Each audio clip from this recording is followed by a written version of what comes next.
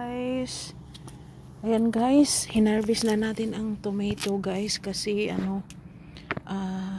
low temperature na talaga, up to 5 degrees. Hindi pa naman siya parang hindi naman yan mag frost yung 5, pero ayan guys, hinarvest ko na guys. Ayan, ito lang lahat guys ang aking tomato. Ayan, nilagay ko sa sa box.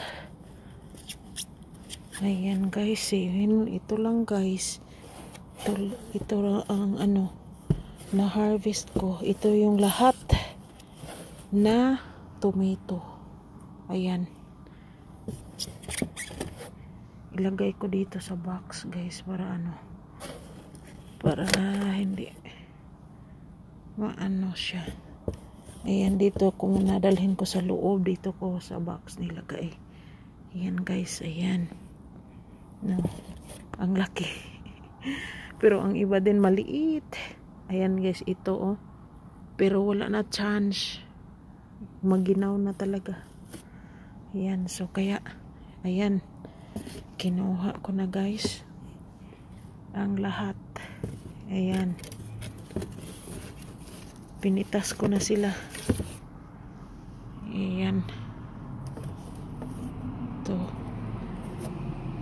pinitas ko na. Sayang, hindi na sila nakakalaki, hindi na ito lumalaki pa sana to, pero wala nang chance.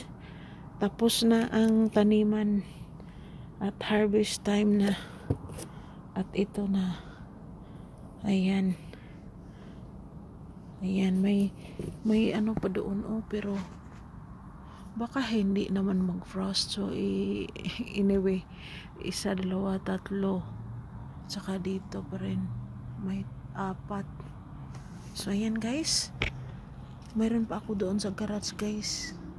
Ayan, hayaan lang ko muna yun.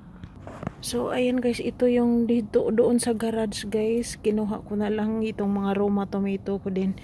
Itong isang puno na Roma tomato, maliit ang bunga, mga maliit. Hindi siya kasama, hindi pareho dito. Ito ay beef steak. So ayan guys, yan, ilagay ko na lang din dito. Ayan, so yan ang lahat kong tomato guys. Iwan ko ilang kilo, mga 10 kilos ata. So yan guys, yan lang ang aking tomato for this planting season guys. Ayan, thanks for watching.